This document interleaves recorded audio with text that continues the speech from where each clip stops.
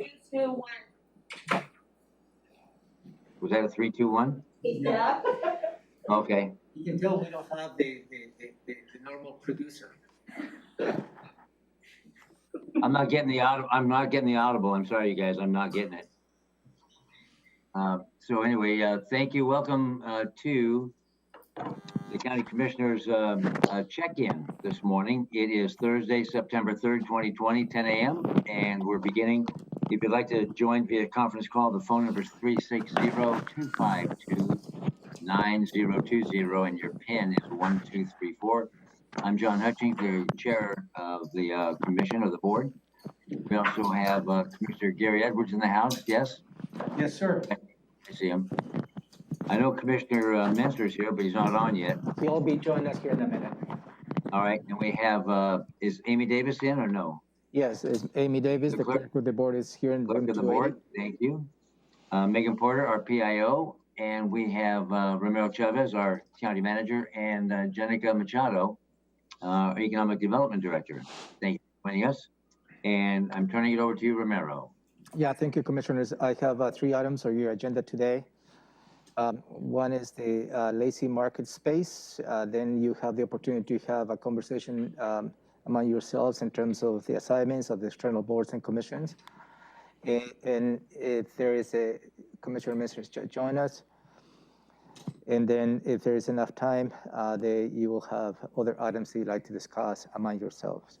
Along the way, if you can give me some time on the commission items, I'd like to walk you through the agenda that I have for you for the planning session this coming Monday. It's coming September 11th, which is next Friday. Sorry.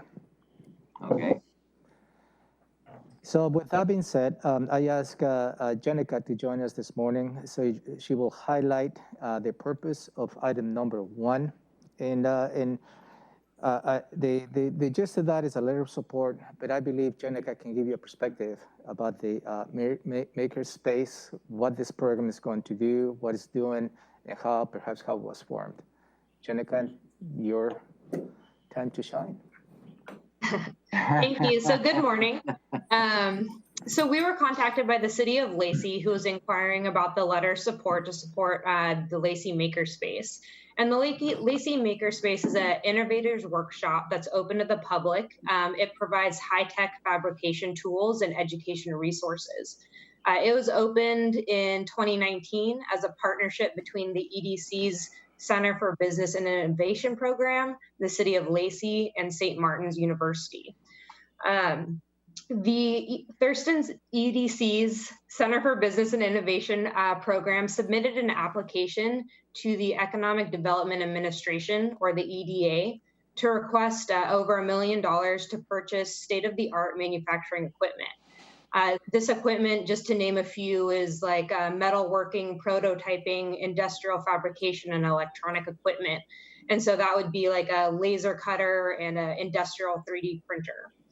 And so this equipment will be used to retrain displaced workers and business owners as a result of the pandemic, and to train new workers on advanced manufacturing equipment. The intent is that this retraining of displaced workers and business owners will help mitigate the job replacements and continue to help build this entrepreneurial ecosystem within our region. And so within this application, they're saying that retraining will be completed within 36 months. And within that 36-month timeframe, they anticipate that it will retrain 335 displaced workers, in addition to training 93 workers per year for the next 10 years. And so the Lacey Makerspace is really seeking to address consistent challenges that they've heard from our area small businesses, which includes a lack of resources to acquire specialized and highly technical equipment, as well as a workforce that lacks the skills and experience to work with that type of equipment. So they're looking to Thurston County for support of the Lacey Makerspace application, as projects such as this are going to play an important role toward long-term COVID economic recovery efforts. Brilliant. Any questions, Commissioner Edwards, any questions of Jenica regarding this? Nope, I'm enjoying listening to her presentation. Well, I've got a couple of questions, but I'll turn to Commissioner Menser first. So I'm trying to go through the letter here. We're asking, or they're asking for $1 million from who exactly? The EDA is the Economic Development Administration. Federal agency or? Mhm. Yeah, Okay. that's a federal agency, yeah. Well, that sounds straightforward. So, okay, is this we're supporting the application, but is it a competitive type process? Is there, how much money do they have to give out? Are we looking pretty likely that we will be granted this award? Or grant? I don't have the number on the total allocation they have, but when I spoke with the city of Lacey, they said that the feedback they've gotten is that their application is considered competitive at this point. Okay, so it seems likely, but I have no idea if it's a national gig. I mean, I think it's a great idea, and I fully support it. I just wanted to know if we were like leveraged in a really good place to do this. But I fully support that. Any idea what the timeline is or time frame is when we hear further? If this is supported. That wasn't provided, but I can check in and see if they have a date. Just wondering if we do this year, next month, or when. All right, thank you, Jenica. Any other questions or comments, commissioners? No, Jenica, thank you very much. Brilliant job. Thank you. So what I assume is the board is supportive of this letter. So if that is the case, I will circulate for his signature this morning. All right, thank you. Yes, sir. Thank you very much. Thank you. Thank you. Thanks, Jenica. Thank you, Jenica. You can stay if you want to listen. Oh, apparently not. Well, she has the phone number to dial in if she wants to listen. She has other places to shine this morning. Yeah. Number 2 on this check-in is commissioner assignments to external boards and commissions. I'll start with Commissioner Edwards. Want to report in on what you've been doing? Sure.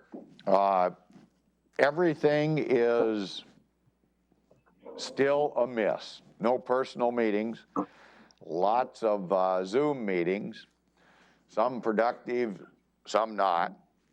But as it moves along, we're struggling and doing the best job we can. And I'm participating in all of them that have come up, except I missed a Zoom meeting for the Fair Board last night. And we just don't have anything drastic to report. Probably the one thing over at the Communications Center, Keith is talking about retiring in about 18 months, I think. So he gave us plenty of notice so that we could be aware of that, and so it wouldn't come as a surprise to anybody. So he made that notice at our meeting, so I guess I'm not talking out of school by repeating that, just so everybody knows that he's done a great job over there.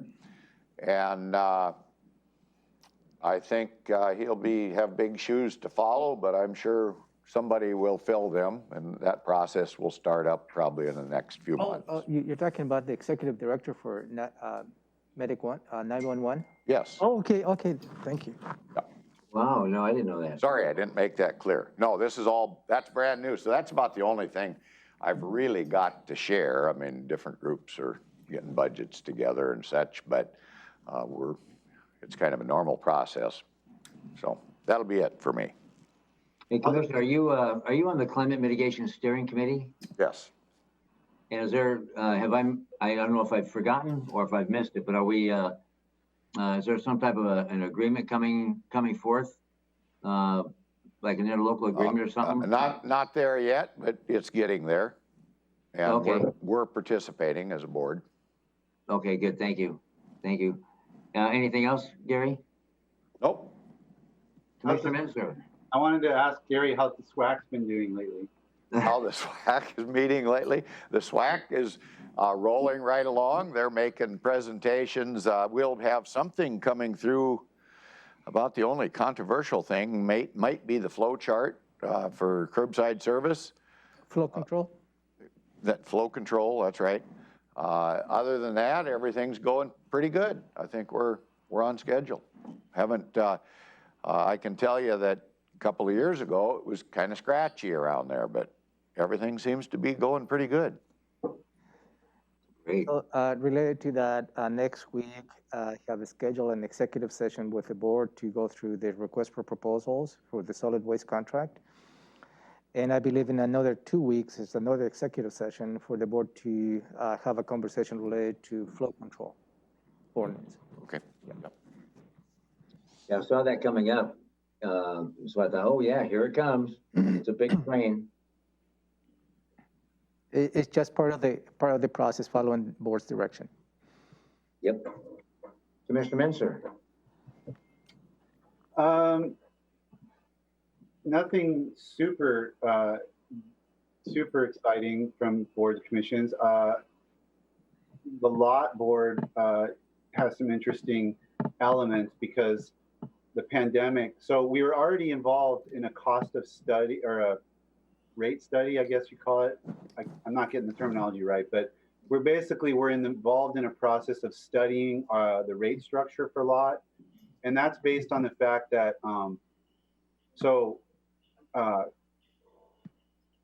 residential costs are flat, and they basically just used a the way lot has been set up is they've used they call it an ERU, an equivalent residential unit. They basically just assume that the normal residence is using 900 whatever. You know, I don't know what the metric is, but 900 is the number. And then they actually guesstimate and calculate commercial volume and convert it into a residential unit. So that that conversion factor of 900 is really important because it's how you base the charges for a commercial operation. Well, it come to find out, whenever that was set way back when, 900 is too high. The residential unit, if you were going to do it correctly, should be somewhere around 600, let's say. So the net result of the math is that because of that that improper conversion factor, residential customers have been subsidizing commercial customers. And there's different ways that you could address that. You could just say, that's okay with us. We don't mind that residential customers subsidize commercial customers because that helps the economy. Or you could say, there's just 3 or 4 different like logical ways that you could address that or not address it. So a study was ongoing to sort of, and actually we just picked the contractor. We started it last fall. We just picked someone like in March, I think, February or March. So the work is just getting started, and now we have the pandemic. And the pandemic is an interesting phenomenon on terms of wastewater rates because now you have not everybody, but lots of people working at home, staying at home all day because they're working at home and kids are doing school at home. And so, but like for an older person, that may not change so some people's life patterns are completely disrupted by the pandemic and others not at all. And what it does is it creates even more, one of the ways you can respond to all this is to do volume-based charges for residential and for commercial. We weren't, nobody on the board was really thinking that was a good idea, but the pandemic changes kind of add an additional argument for that because you have such a wide variety of people using water at home is the concept. Some people are at work all day and they don't have any kids and they're not using any more water than they were before. Other people are probably using 10 times as much water and wastewater and generating wastewater and stuff because of the life changes necessitated by the pandemic, some of which aren't going to go away and some of which will. So anyway, all that's just kind of background for, it's a new wrinkle. So we were already in the middle of this, trying to fix this problem and dealing with the rate structure. And now there's new wrinkles to it because of COVID-19. So I'm anticipating that the discussions will be even more robust because before the pandemic, it was pretty clear to me that the board was just going to fix the conversion factor, but leave everything else pretty much the same. And now I think there may be some differences of opinion about that as we go forward, but this will unfold over like the next year. It's just something interesting I thought I would share. because obviously it's a lot of money and it's a big part of the community. The wastewater treatment system, and it touches so many of our residents. Essentially, were one or two of those ways to fix the residential users subsidizing the commercial rate or commercial users? Was any discussed? I'm sure it would be discussed whether they get a check in the mail or whether they get a free ride for several months or a year to equal out their subsidizing. Well, this has just been a structural problem for a long time. We definitely would phase in. I think it's pretty much assumed that any change we make would be phased in over a year or two. It's not something that residential customers are going to get a rebate for or anything like that. It's just looking at how you've structured things and seeing that here's what it's really doing. If you put everybody on, putting everybody on volume based would, obviously create all sorts of the political, disruption there, because it would be changing for so many people. Would probably be more. It'd probably create more consternation in the community because people's rates would be changing, even though many people would benefit from it. And the simpler thing, obviously, is just to change the conversion factor, leave the structure intact. There was another. So there's two pieces to like lots revenue stream. One is just the rate. The other is the developing what we call the CDC capacity development charge, which is your hookup fee, and that tries to build the infrastructure. And that's another like dial you can tweak. And if you're gonna benefit commercial with the rates, you can maybe bump up the capacity development charge. And then there's a question of another question that we've talked about, and we're asking the consultants to study is affordable housing. Like, how can we use our rate structure to incentivize affordable housing? Because right now, I think a developer that wants to build multi-family, housing, multi-unit housing, is getting a little bit disadvantaged by the hookup fee rate structure, and we could probably tweak that in a way that would better incentivize multi-family housing units or low-income housing. You could put any number of parameters on it you wanted, but there's a way basically to use the CDC, the hookup fees, to be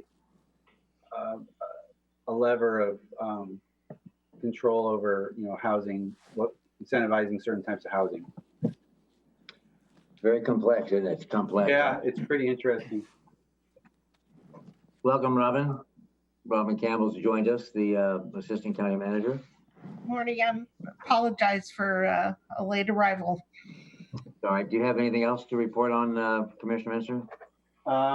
See, the Chehalis Basin Partnership, I'm not going to talk much about it because their watershed plan is coming to the board for approval quite soon, but we're going to have a presentation on it. So I don't think I need to belabor it here. You'll hear from the people that are more of an expert on it than I am, but it's similar to our Nisqually plan. And I feel confident that the group's done a good job of working through the various issues and coming up with a good plan. So I think you guys will be pleased with it, frankly. That's all I can think of. There is one more thing is JASCOM. I mentioned this a few months ago, and it's taken a while to get to us. If you remember, Olympia passed an ordinance about puppy mills, and I told you that there might be a letter coming from JASCOM to the other jurisdictions, urging us to pass a similar ordinance. And I just got a draft of that, so I'm going to be looking at it, giving my feedback. But I'm guessing it sounded like the board. I don't want to speak in advance of the board's action, but it seemed like the board was favorable to issuing some version of a letter to the jurisdictions urging action. So you can expect to see that probably in the next 30 days. I'm glad you brought that up. I had a former county employee contact me saying that they were interested in obtaining a puppy from one of these two places that were puppy mills. One that was banned from Olympia and had to be moved out or shut down. And I warned them about such thing, and now that was not on their radar, and they're glad to hear about that. they're getting ready to invest significant money into a puppy. So the word's still out. It's still not getting out widespread yet. So I'm glad it's still being worked on. Is that it? All I got. I only have two things to report in on, and that is number one is the TPA, the Tourism Promotion Agency, and in conjunction with the VCB, we had a meeting, whenever it was. I don't know about you guys, but all my stuff's on the computer now, all Zoom. Whose Zoom stock has just been skyrocketing. I don't know if it was like 50% or 100 times what it used to be, and they're expecting it to double again. But this meeting was, just this last Monday. And for the VCB, Visitor Convention Bureau, for Thurston County alone, our occupancy rate is down 20%. The revenue per available room is down 37.5%. And the total income for July, up to July 2020, is down 28.77, almost 29%. So tourism is just, as you can imagine, is dramatically been negatively impacted. Although they're seeing some bed occupancy rates coming up a little bit, as people they're getting fed up with, at least with the summertime, they were getting fed up with staying at home. They were going out to local hotels and staying for a night or a couple nights just to get out of the norm and pretend they're having fun and going somewhere different. So they saw a bump in that, which was nice. The other, I guess the biggest thing that I'm involved in is the governor's task force on independent investigations of police use of force and what that would look like. I have our next meeting is this afternoon at 1 o'clock for 3.5 hours. And I think this is the 5th one. And we've progressed to the point now where we have two panelists that'll be speaking today. One is former commissioner of the Independent Office for Police Conduct in England and Wales. And it was interesting when I was in England in the early 2000s doing my forensic mental health work with police departments over there. And on my Fulbright, I talked with investigators from the Independent Force for Police Conduct. And it was so new to me in 2003 and 2004 that they had an independent body that looked into police uses of force and could actually issue discipline and such. I thought, wow, that is so foreign to what's done in the United States, but now we're looking at doing that in this country. The other speaker is a lady who is a former former chief of the Office of Special Investigations in New York. So they're going to be the guest speakers this afternoon, and then there'll be question and answer. But the questions that we are being asked to answer or address on this task force are, number one, what would that independent investigatory body look like? Would it be within a governmental agency? Would it be within a law enforcement agency, or completely standalone agency, completely separate from government and or law enforcement? I guess making it independent. And what would the powers of that investigatory body look like? Would they have subpoena powers? Would they have powers of arrest? Can they compel someone to testify even against their Fifth Amendment right to remain silent? And would they be investigating just administrative review of police use of force, or would it be a criminal investigation? And what recommendations would be made out of that? And there's a whole use of, would they have access to evidence? Would they be gathering evidence? How involved in the investigation would they be from the onset? It's an absolutely, utterly fascinating topic with an inordinate amount of rules, regulations, policy, and guidelines. And how do you vet these folks that are on the board? And would they be comprised of law enforcement, former law enforcement, executive law enforcement only, just civilians from what broad range? How would the civilians be trained? And I advocated up front that any civilian that is on some type of a police investigatory board should be mandated to attend and complete successfully some type of a citizens academy, whether it be 2 weeks or a month or 3 months, so they can understand the complicated world of law enforcement, the uses of force, the implications in not only policy and training, but also in criminal law. It's utterly fascinating. I'm so captivated by this that it can be all-consuming, but it's painstakingly slow. It started several months ago, and it's due to complete its work by November 5th. Although I just can't see it happening that quickly, but we're moving along at a rapid snail's pace. And I think some beautiful work is to come of this, but this is some of the most meaningful stuff I've done in quite some time. So it's a lot of interest.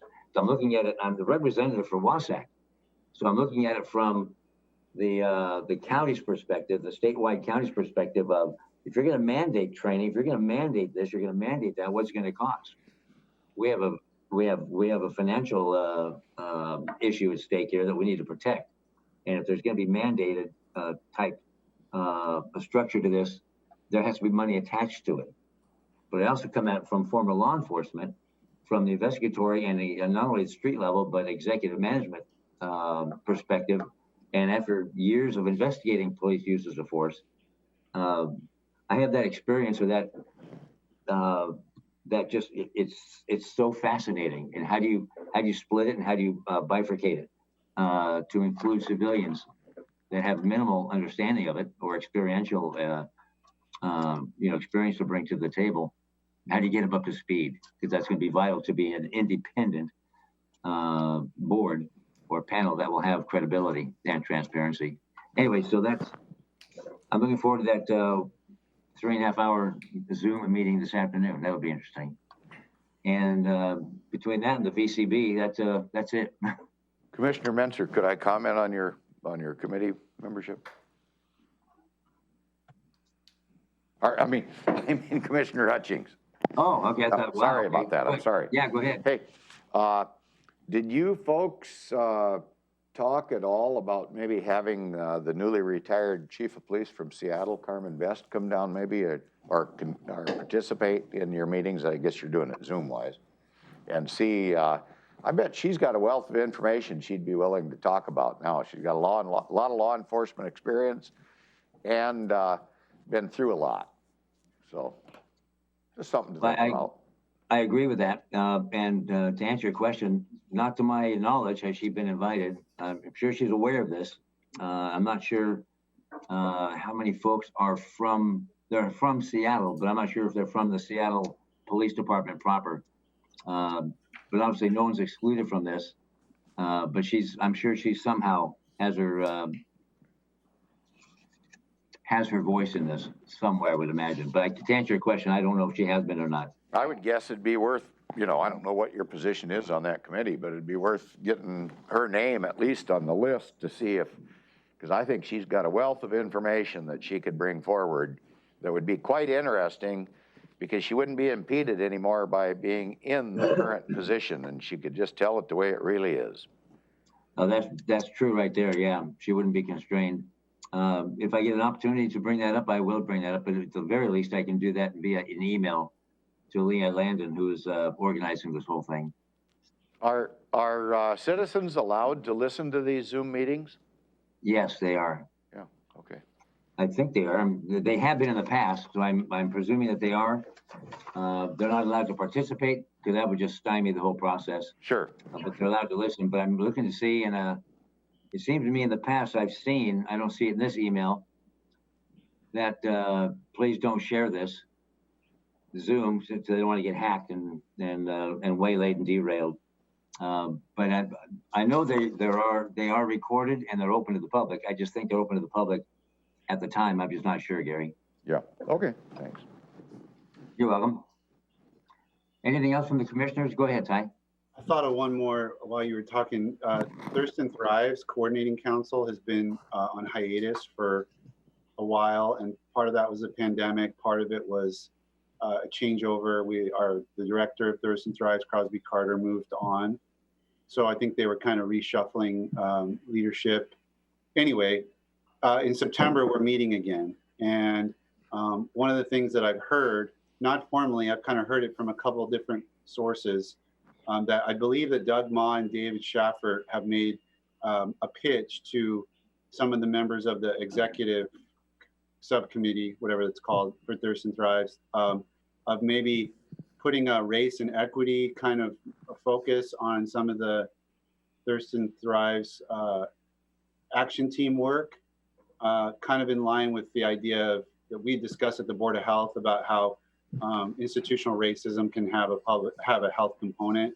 I think they're recognizing that, and I think we're going to have a discussion. I'm predicting we're going to have a discussion on in a couple of weeks at the next meeting about how Thurston Thrives might connect to that. So just a heads up, and if you had ideas about that, let me know. I see it as a promising way to maybe reinvigorate some of the work of Thurston Thrives in a relevant way that, you know, to current events. So I don't have any specific ideas, but I'm open to the concept, and I'd like to hear what Doug and Dave maybe have thought about. So anyway, Thurston Thrives back up and running, I think in a couple weeks. Oh, very good. I had heard that Crosby was leaving, but I didn't know that it actually happened yet. Taylor Agardo, who is kind of second to her, has been kind of running things, and I've seen her pop up here and there. I think she's doing a good job of doing what needs to be done, but the coordinating council has not met since, I want to say, February or something like that, March maybe. Well, since we were talking about law enforcement and a change in management with Thurston Thrives, the chief of Tenino, Chief Bob Swain, is done now. He's left, and he had some health issues that may have been part and parcel of the crash into Scotty B's restaurant when he was on duty. And WASPIC, Association of Sheriffs and Police Chiefs, put an interim John Steins in for a while. But in reading, it's in public now, but reading public posts that his health is diminished considerably, and so he's retiring completely out of police work. So I don't know currently. I just read that last evening, so I don't know what the city of Tenino is doing if WASPIC is involved in setting somebody else up as an temporary position, or what their game plan is. I haven't had a chance to talk with the mayor, but just giving you the heads up that Tenino will be looking for a chief of police or Department of Public Safety director, somebody. I don't know what their plan is. But Bob Swain, thoughts and prayers with him and his family, because he's going through some tough stuff right now. It's sad. Anything else from the commissioners for commissioners' assignments, directional boards, and commissions? Nope. Okay. Now it's just an open discussion on any commissioner items of importance. Ty, do you have anything? Not offhand, no. I have, Gary? I have one thing. Certainly. Kind of falls in with what Jenica was talking about. And if we're going to make it through the near future without having any serious financial setbacks, I think we should be working more with the EDC, the chamber, master builders, those groups, the professional groups, and see what we can do to help them accomplish their mission, I guess, whether that's creating jobs, building homes, whatever it is. It can be beneficial to our community, because then we'll be accommodating this urban flight that's going to be taking place. And when it comes to affordable housing, really the biggest driver on affordable housing is a lack of housing. And anytime you have a lack of anything, it drives the price up. So I just bring that up as just a point of interest, that I think there's ways we can do things to offset any financial situation that might develop. I think we can help ourselves along. That's all. You're right. In talking with realtors and such and other folks in that business, inventory is the number one. Lack of inventory is the big crucial piece of this from the get-go. Other factors, of course, several other factors, but lack of inventory is a major one. And I think we can do what we need to do and we can still protect the environment. Yeah. Anything else, commissioners? Robin, do you have anything you want to bring up? Please. Uh, Yeah. The county manager had his hand up, if you're Oh, wondering. I see that. You can go to Romero first. Romero, please, No, you no, got no, it. you asked Robin. Yeah, Go ahead. I'll be the closer. Okay. So this is a budget topic. You heard Romero report yesterday that we have the information now from the state of Washington on the additional CRF money. And between public health and the discretionary money, we're going to get over $11 million, it looks like. We need to have appropriation authority to spend that money. So I'll be asking the board to adopt a budget amendment, an extremely limited budget amendment where all it does is add the CRF funding for public health, and then we'll put the discretionary money in non-departmental where the rest of the discretionary money is sitting. Again, with the ability to move that into the offices and departments or into the community as you direct. We want to do that as soon as possible. So we're going to go ahead and prepare the public notice and try to have that published. If you recall the amendment, the normal amendment process, we publish a notice in the newspaper once each week for the 2 weeks prior to when the board takes action. So if we could get something in the paper on the 8th and the 15th, and you could run the resolution on September 22nd, that would be ideal. So I wanted you to know that we're making the motions to make that all happen. Well, I have two questions. There does not need to be a public hearing. Go ahead. Number one, do we still have the November 30th deadline with which to spend 11 million? Yes. Good grief. That's And why is there any way under emergency clause or any way to expedite this process? We're not making the decision on September 20th, but we can do it sooner than that? Oh, no, that is as fast as we're able to do it. Keepers, okay. So, we know the appropriation's coming. So if we could start spending it tomorrow, it wouldn't need to wait for that process, but we do need to get the appropriation in place. So, I just wanted you to know what I'm doing here. Any questions? Oh, go ahead, Gary. Any questions or comments? I would just say, is there any ability that even before we get the real authorization by going through the bureaucratic process, if you will, that we could put the word out to our partners in the private sector and possibly to some of the municipal partners that we have to see if they can't be thinking about, I don't know if you want to call it a wish list. I mean, we want to do good for the public. That's the bottom line here. And most any way we can do it, I guess. I see the county manager's got his hand up there. I see that too. Okay. And I'm not dismissing you, Romero, but does that, what you just brought up, Gary, is this all this 11,000 or 11 million rather, is it, do we know if it's going to be all for county use, or are we going to give more to Thurston Strong or more to United Way? Well, it sounded like we had the ability to get it out in the community some as well, so. Half of it has to go to public health.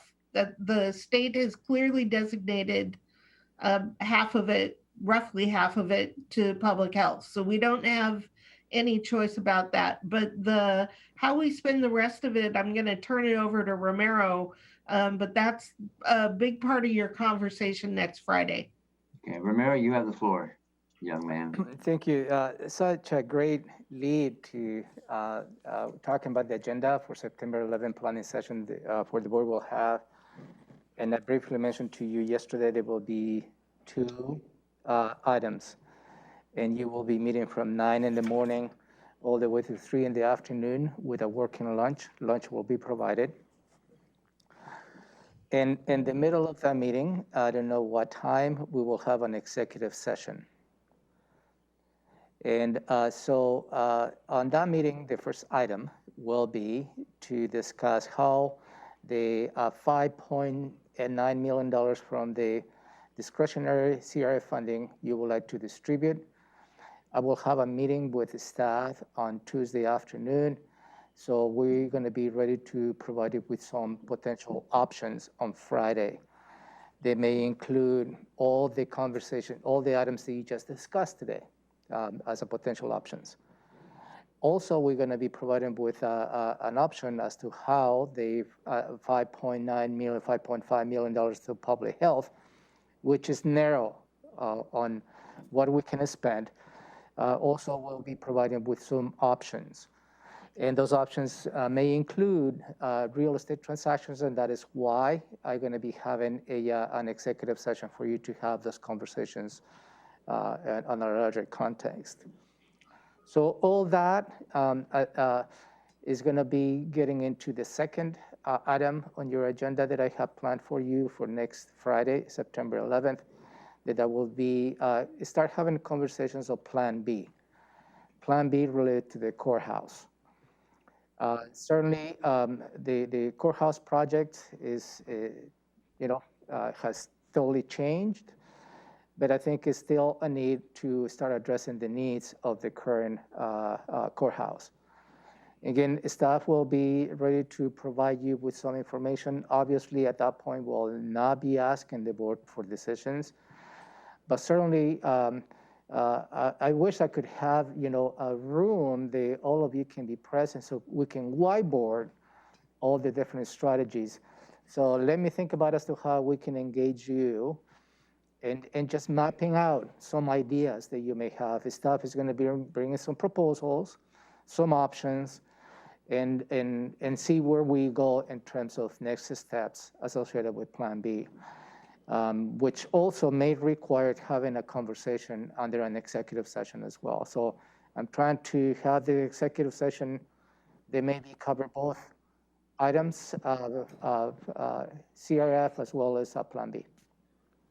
We're not allowed to use Tilly Road anymore?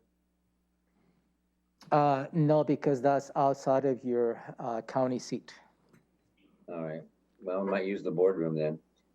Ty, you have anything on this?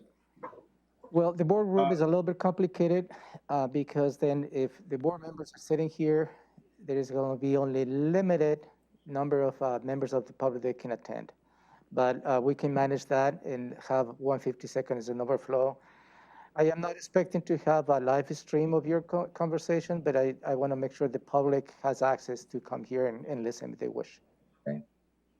Go ahead, Ty. Is it the state that set the November 30th deadline for expenditure? They went to the effort of changing it, but to me that change is pretty ridiculous. Like, if you're going to bother, I understand not changing it at all because people don't like to change the decisions they make and it's effort. But if they went to the effort of thinking about a change and doing a change and then just giving us 30 extra days when they're dumping another, X number of millions of dollars in our lap 3 or 4 months later, like this is even worse than the first time.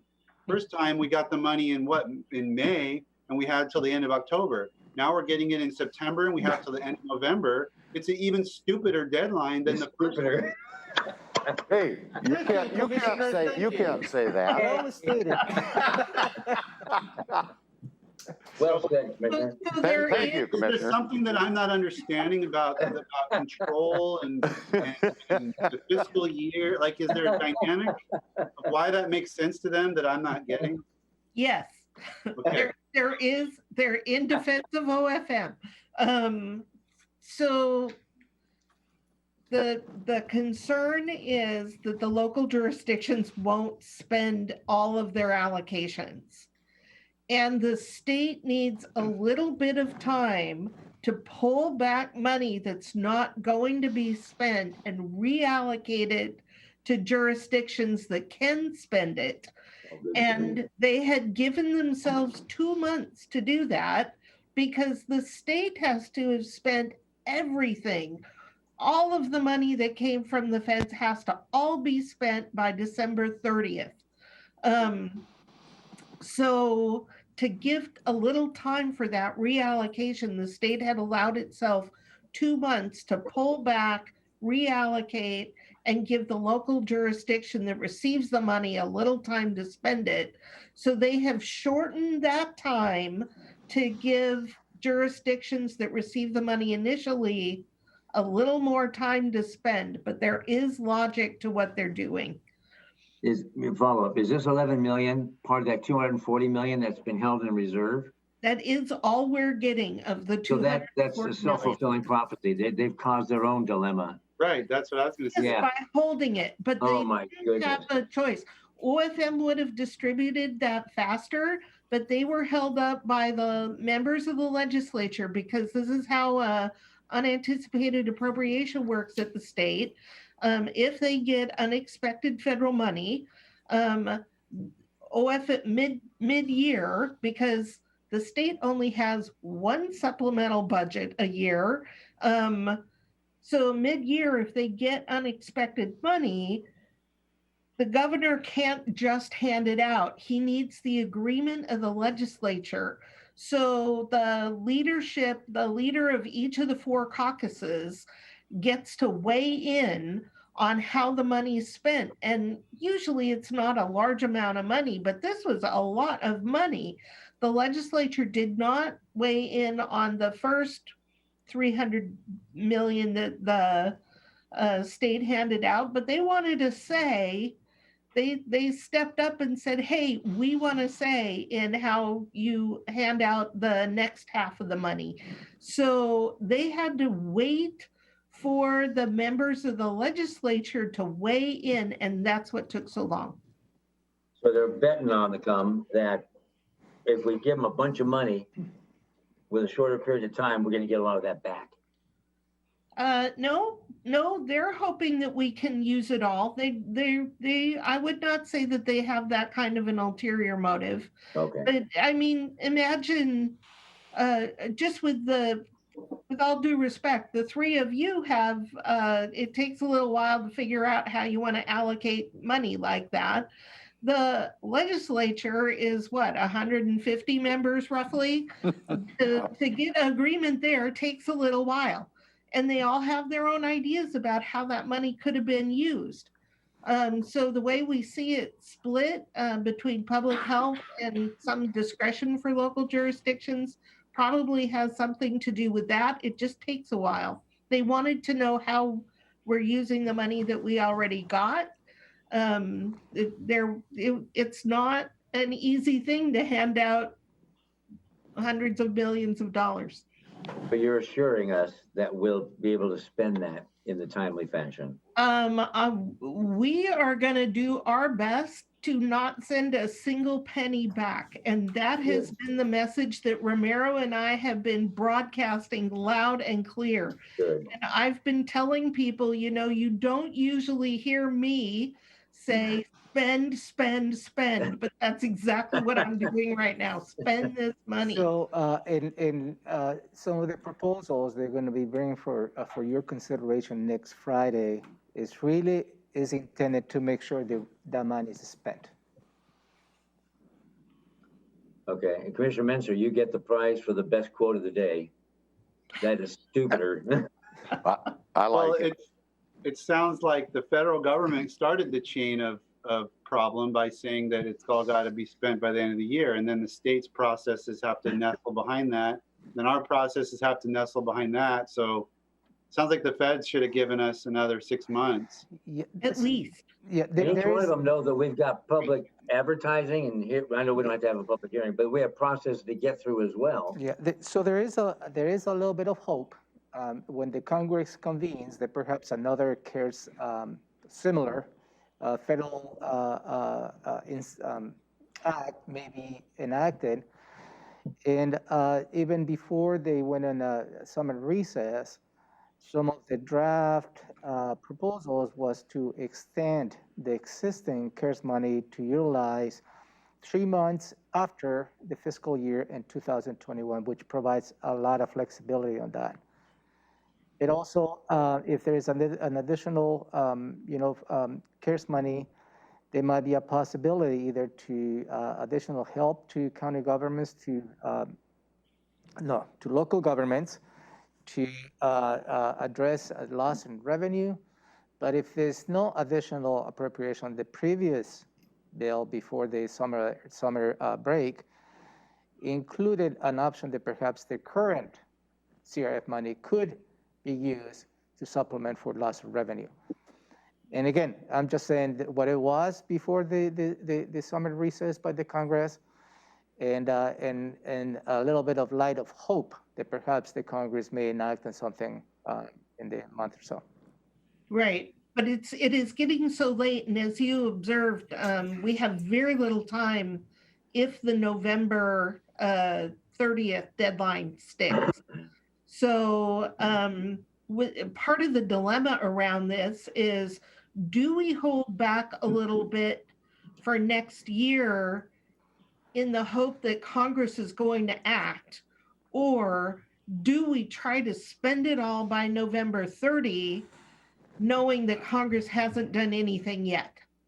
So that's part of what the consideration needs to be. You know, we'll be sorry next year if we spend it all and we could have saved some back to pay for certain things we need. But, you know, if Congress never does anything, we don't want to have held on to money. I should know this, but I don't. Is WASAC weighing in on this with the legislature when it comes back? Absolutely. NACO, as you know, has been extremely active in attempting to work with Congress on this. If they're not going to give us more money, at least allow us some flexibility with the money they've already sent. Got it. Okay. And I see Gary's hat waving. Oh, okay. I didn't see it. Go ahead, Gary. One thing, and because it sounds like time is of the essence, you've all heard me say this, you know, about kids are 30% of our population, but 100% of our future. And I think maybe right off the bat, before Friday, we ought to ask the superintendents to participate in a Zoom meeting with us and see if there isn't something there that we can work together with them, because these kids are our future and they're the ones that are getting hurt, and schools are still trying to figure out how to make all this work. Learning remotely in places where we don't have cell service, the daycare issue. I mean, we've got a lot of things that we might be able to help that we don't traditionally think about, maybe as county government, but especially when we're up against a time frame to do the expenditure, might not hurt to hear some outside ideas run by us. And the school districts also have a lot of pressure to spend the CARES money they receive. Yeah. So there's a lot of pressure. I think everybody is scrambling to spend the money and the timely allotted of the CARES money. Well, it's all the more important, I think, to work together with those different jurisdictions. Well, OSPI, Chris Reichdahl is doing what he can to get more money as well and get it out to the school districts, especially for broadband, which is a major issue. Right. I think that collaboration is key for this whole thing, because we want to know that we're getting money to where it's needed, but we also have to be aware of how much money is already going to those places in need. So one of the things we've asked for that the Department of Commerce is working on is a matrix of all the different grants that they're handing out, because the CRF is only one of many funding streams coming out of the Department of Commerce, and we ought to be getting something from OFM about money that's going out through all of the state agencies, because there's money coming through Department of Health, OSPI, LNI, Administrator of the Courts is handing out money to our courts. There's so many funding streams, and we need to be coordinated. Yeah, It's it's like there's important. a vault of money behind a fan just being spewed out. When would we expect to hear back from OFM or Commerce as to where all that money's going? Commerce said that they will have something for us by the end of this week. But they've been promising that for a while. We haven't seen anything yet. And I don't know if we'll ever see anything from OFM. Okay. And also, just to Right. keep in mind, commissioners, what we're trying to emphasize next Friday will be something that we can readily spend the money and help the community without reinventing a new process, because reinventing a new process or coming up with a new process requires different contracts, and just the sheer nature of negotiating a contract with another entity, that's going to take us until October. So all that, and again, I think we're stepping ahead of the conversation that we're going to have with you on September 11th. I'm looking forward to that. Commissioner Hutchins, are you done with this item? I am. If everybody else is done. Gary, you done? Yep. Ty? Yes. Okay. And Robin? All right. Yes, sir. Romero, go ahead. I just have from Jenica an answer to your question related to the marker space application, when the expectation will be to have an answer on that. And they expect to have an answer by the end of September.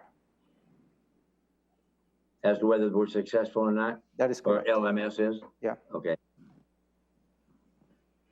Thank you.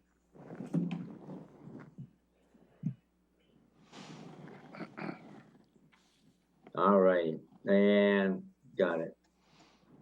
Any other agenda items from the commissioners or from Romero or Robin? Don't see any. Robin, can you remind us of what we're accomplishing tomorrow? We have a lot of budget time allotted, and can you remind me of what the agenda is tomorrow? So I'm hoping that we can get through everything in the morning and you can have your afternoons back. Tomorrow we're going to review the year-to-date estimates from offices and departments. We've got the second quarter financial plans from all of them. We'll review the fiscal responsibility policy that the board had talked about earlier in the year, and get to hopefully land on a goal for how much you want to spend or how much remains in fund balance at the end of this budget process for next year. And then the third thing is I have a few of the major funds, just a very few of them, for you to start to look at where there might be opportunities for spending in detention, sales tax, REIT, and a few others. So Okay. I'm hoping we can get through all of it in the morning session. Well, that would be helpful, not just from a selfish perspective, but at noon, there's a mayor's forum I'm part of, and it cuts into that budget stuff in the afternoon by half an hour. So that would be nice if we could get that done. But it's a budget priority, I get that. All right, anything else, commissioners? Romero, anything? If not, wrap it up. I don't have anything else for you, Commissioner, so thank you. Oh, we're finishing up about 30 minutes early here then, and that's a good thing. The gift of time. Great, thank you all very much for joining in, and we'll see you next time. Bye-bye.